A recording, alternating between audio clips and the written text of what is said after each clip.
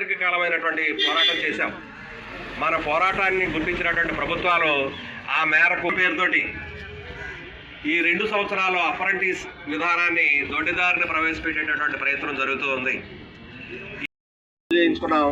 తిరిగి ఆ ప్రతిపాదనని మనం మొగ్గలోనే తుంచకపోతే మరి అనేక ఇబ్బందులు ఎదుర్కొనేటటువంటి పరిస్థితి ఉంది.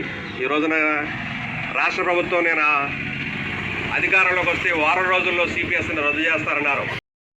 అన్ని జిల్లాల్లోనూ దాదాపుగా నిన్న ఉంది, మిగిలినటువంటి జిల్లాల్లో జరుగుతున్నటువంటి పరిస్థితి ఉంది. ధర్నా పిలిపించిన తర్వాత ప్రభుత్వం డిఎస్ ప్రకటిస్తున్నట్లుగా 6100 పోస్టులకి డిఎస్సి ప్రకటిస్తూ అది కూడా మరి గౌరవ వేతనంతో 2 సంవత్సరాలు పనిచేయాలి అని కొత్త ప్రతిపాదనతో వచ్చినటువంటి పరిస్థితి ఉంది.